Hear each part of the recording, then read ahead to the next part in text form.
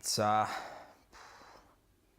he was I guess my earliest and probably fondest memories was that I was, as opposed to my brother and I were quite different growing up, I guess, and so I was 100% into footy, cricket, loved sport.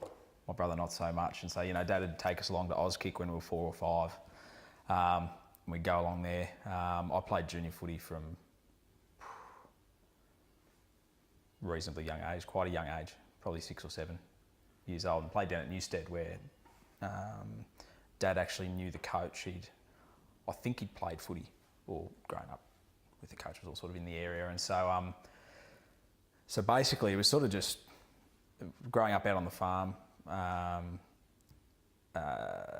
Sort of go out there and have a kick of the footy, play a bit of backyard cricket. Dad would take me wherever on the weekend, whether that was Clunes for Auskick, Newstead or Castlemaine, to play footy, all that sort of stuff. So I guess we were similar in that way. He was a very good sportsman, and I sort of got that love of it from him, I guess.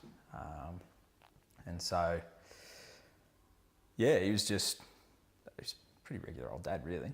Yeah.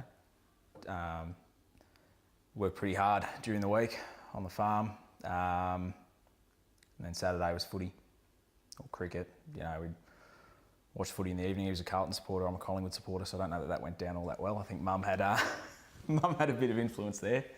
So yeah, pretty standard, really. Just a good down to earth sort of bloke, really. He wasn't super competitive, I don't think. And his father was, certainly. So my grandfather was.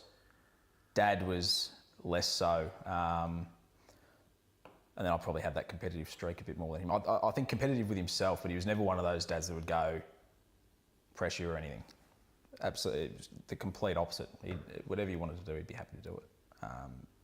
And so whether that was me playing sport or my brother doing anything else, we were both into music as well, all those sort of things. And so he just really tried the hand at everything. He was, just supportive, I guess. Is probably the best description for it. Yeah. He loved music. And he sort of flirted with playing a bit of guitar or something when he was a kid. I think never really went anywhere with it. And so when I moved to secondary school in Ballarat, I took up guitar lessons. My brother Angus took up drumming lessons, and we actually had like a little setup in sort of the spare room. So we put an extension on the house out at the farm at some point and had sort of the spare room, and that's where Angus had his drum kit there. I had 3 guitars, and Dad had this really old bass guitar that he used to love stuffing around with. And so Angus and I would occasionally just go in there and, not do anything too serious, but just try and play a couple of songs, then try and get Dad involved on a bass guitar or something like that. So he loved music and all that sort of stuff in particular. And I think we were maybe the vehicles for that a little bit as well. So I guess that was probably, another area of that. And then footy, it's funny, like Dad always, I say he loved his sport. He liked footy, he liked cricket and all these, and everything. But I guess where I'd sit on the couch and I could sit on the couch and watch a day of Test cricket, right? Dad wasn't necessarily like that. I think he enjoyed playing it and going to it more than just sitting on the TV and watching it. And so I think the most enjoyment he got was out of just seeing my brother and I go and do whatever it was we wanted to do. And he was happy to facilitate that. I couldn't really pinpoint it. It was an interesting dynamic we had at the time, I guess. So it would have been when I was in mid-secondary school, 14, 15, 16, 17, somewhere around there, or probably all of those years to an extent. So I moved to secondary school in Ballarat. So the farm's about 45 minutes from Ballarat. I moved to secondary school in year 7, and my brother, who was year 6, moved to the junior school at Ballarat and Clarendon as well. So we both sort of left. We'd gone to primary school at Smeaton with 25 other kids, sort of thing. And so Dad was obviously still running the farm. Mum always worked in Ballarat. And so we had this little place, we bought this little unit up behind the school because I'd play sport or do music after school. Angus would do the same thing. And so we're sort of in Ballarat a couple of times a week, and then we'd go back to the farm sort of Thursday maybe, and for the weekend. But I guess by the time I got to year 8 and year 9, I was doing more and more things after school. I'd have music on Mondays and Wednesdays. I'd have cricket training on Tuesday and Thursday. By the end, I was playing first 11 cricket on Friday night and Saturday as well. So everything was based in Ballarat, I guess. And so it started that Dad would more often come in. So I think when everything started to, I'm not across it like Mum probably would have been. Sort of almost I was slightly separated because we weren't living together 24/7, I guess. And so it was harder to notice those little things maybe. And also I would have been 14, 15, so I wouldn't have really thought about it. I guess when I really noticed, and there was all sorts of misdiagnoses, I think, early, and I'm not across all of those, but I think the first time I noticed something from about 14 or 13 years old, I was working on the farm in the school holidays, whether that was at crutching or shearing or just helping out sort of thing. And Dad would always get up at whenever in the morning, have breakfast, get out by 8 o'clock, 8:30 type of thing. I reckon, I can't recall exactly, but I reckon maybe I was 16 or 17 years old, and it just started that he would get up but then he'd still be in the house at 10 o'clock. Sort of, it was almost like he just didn't have the ability to make the decision to go and do whatever it was he was going to do. So I found a couple of times when I was working on the holidays, I was saying, okay, what do we got to do? And so it's, we've got to go out and bring the lambs in to put the rings on, or drench some of the young sheep or something like that. But then we just sort of never get around to it. And I found as I got older that I was sort of prompting.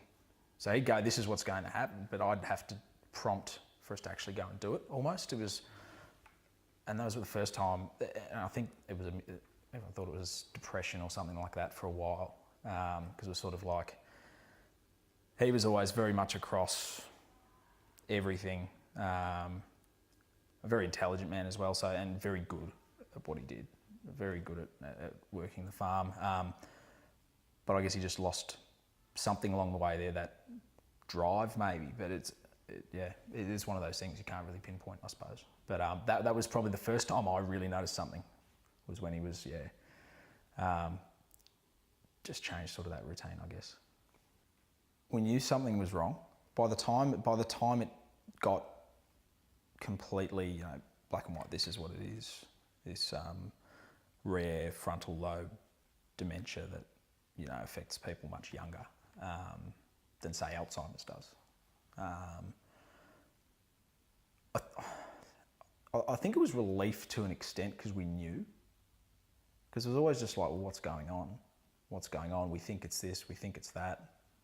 And then it was just like, oh, okay. But I think I was in denial a little bit to an extent as well. And I don't mean denial as in I didn't think that was the issue, but it was almost like, oh, now we know what it is and we'll get him some treatment, he'll get better. And that wasn't because I didn't understand it. I mean, I knew that degenerative diseases, you degenerate, it's that simple, I guess. But they still sort of thought, I was like, oh no, he'll be fine. And I guess that's a mentality and maybe a coping mechanism to an extent. But again, and I can't recall exactly when this happened. It might have been even older. I might have been closer to year 12. It might have been 18. I can't quite remember. But again, then it was sort of, say sort of Dad half the week. Dad would be out at the farm more often. He'd come in during the week, see him on weekends and those sort of things. But it wasn't, the full time sort of noticing every little thing. So it was sort of like, oh, okay, he's had this, almost like a mental health issue, I guess, more than maybe we thought, okay, he's got this, we can treat it. Something like depression, like it's debilitating, all those type of things, but you can treat it. And the same with other mental illnesses. And maybe there's a bit of misunderstanding as to how this was different. But I guess it was also a bit of a shock as well. It's like he's 50 years old. So, it was a bit of a mix of emotions, I think, I don't think anything really changed straight away. So it was one of those, it was a bizarre sort of process, I reckon, because I mean, when I was year 12, so it would have been 2010, 2009, 2010, so I played cricket with East Ballarat, and Dad actually came down and made a comeback, basically, that year. So I think, I can't recall exactly the timeline with the diagnosis and all that, but it would have been around then. And, you know, for most parts, he was normal. Some things a little bit off here and there that you'd notice. But, you know, he came down and played in the fives, and he actually came up and played with me a couple of weeks. We opened the batting together at one point, which was great, because he'd sort of retired from cricket. I think he would have been early 30s when I was a couple of years old, probably 3 or 4 years old. So that was really good. And for all intents and purposes, he was normally to open the batting. He may have scored a century that year, you know. But then things, I guess, slowly deteriorated. And it was almost like, so I don't think in the first instance nothing really changed. Maybe there was still the thought that, oh, he'll just carry on like this for a while.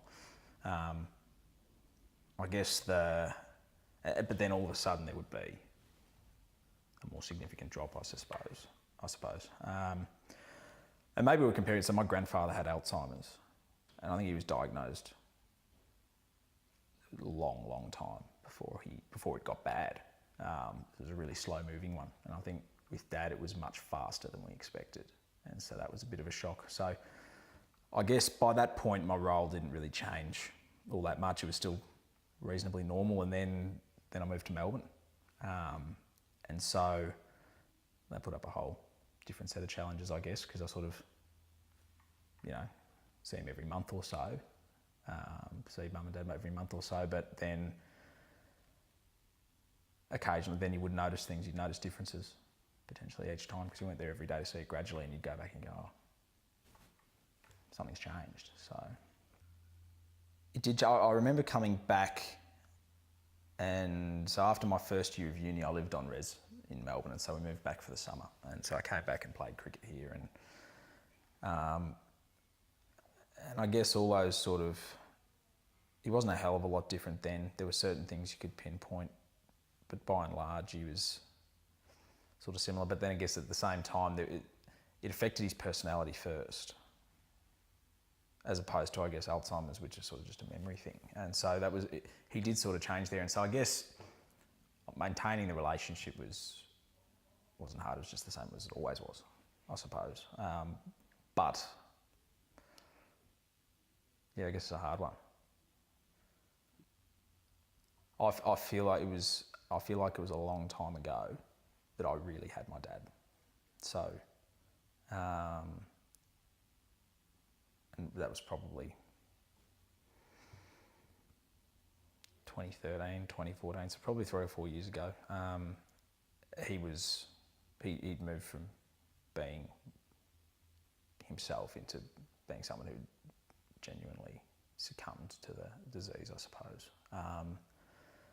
And so now, look, I do, and there's still, I was at work the other day and just walked past one of the glass things in the hallway and just looked and saw my reflection, and I thought I saw Dad looking back at me, and it terrified me. So I think maybe I do still see that, because I'm starting to turn out to look like him, which is a bit terrifying. But yeah, I do, yeah.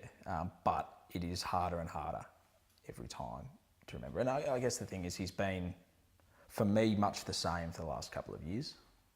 And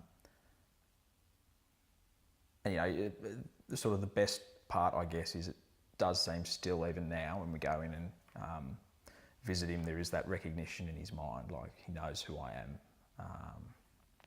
And so that's sort of, despite everything, despite him being beaten down in just about every aspect by this thing, he still has that recognition when I'm there, when Angus is there, when Mum's there. So yeah, he still does seem to enjoy that. So I can definitely still connect on that level, I suppose. Yeah. I mean, I think it's crossed my mind before, but not seriously thought about it, no. Maybe hopefully by then they'll have some sort of treatment for it, you know. And I think there's some sort of, I'm not sure exactly what the sort of hereditary characteristics or anything like that are. But at the end of the day, this early onset one, affecting people at 50, that's really horrific for me. I suppose, yeah, my grandfather was in his mid-70s, early to mid-70s, and lived past 80. And it was only in the last 3 years that it really got to him. And so, you know, that's a long time in the future. The early onset thing's terrifying, I suppose, but there's a hell of a lot of things out there that are. So, no, it doesn't affect me. And I think it's not something that you can necessarily control, I suppose, because no one knows where it comes from or why it occurs. You know, there's, you know, little bits and pieces, maybe do this, reduces the risk, all that sort of thing. But at the end of the day, we don't understand dementia at all. And probably brain disease, we don't understand at all. Whether that's, excuse me, mental illness or brain degeneration or any of those sort of things. So, no, at this stage, no, it doesn't affect me.